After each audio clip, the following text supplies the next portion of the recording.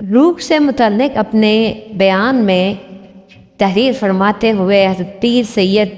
نصیر الدین نصیر گیلانی رحمۃ اللہ علیہ لکھتے ہیں کہ جسم انسانی کے مردہ ہونے کے بعد یہ ضروری نہیں کہ روح بھی معدوم ہو جائے، یعنی جس طرح مردہ جسم سماعت، بصارت اور شعور سے محروم ہو جاتا ہے،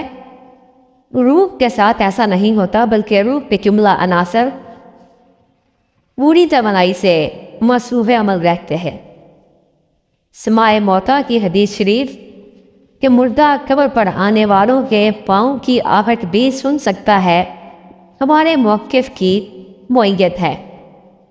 بعض کم فہموں کا خیال ہے کہ موت کے بعد روح کا جسم انسانی کے ساتھ کوئی تعلق باقی نہیں رہتا۔ کیفیت رابطہ تو عالم غیب کا معاملہ ہے جسے خدا ہی جانتا ہے، مگر کتنا ضرور ہے کہ قبر میں سوال و جواب روح کے جسم کے ساتھ کسی نہ کسی رابطے کی صورت میں ہی ہو سکتے ہیں۔ جسم کے مردہ ہو جانے کے بعد روح کی موجودگی اور اس کی حیات کا مسئلہ آج کل کے سائنسی دور کی کئی مثالوں کو سامنے رکھ کر حل کیا جا سکتا ہے، مگر ایسی مثالیں تکنیکی ذہن کے لیے ہی مفید ہو سکتی ہیں۔ اگرچہ تصوف جیسے نازک موضوع کی اصطلاحات اور کیفیات و واردات کو جامع الفاظ پہنانا اور پھر مادی مثالیں دے کر صورتحال کو واضح کرنا انتہائی مشکل کام ہے، لیکن اتفاق سے راقم الحروف کا ذہن بھی کسی قدر ٹیکنیکل ہے،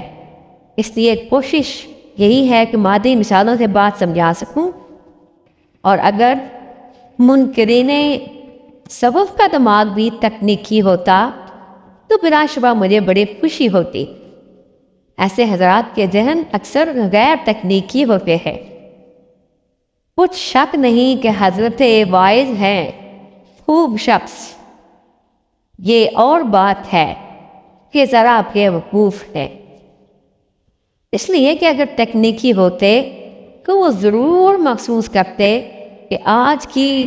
ساری سائنسی تحقیقات اور خلائی تسخیریں ذات باری کی صفات کی عملی تفسیریں ہی تو ہیں۔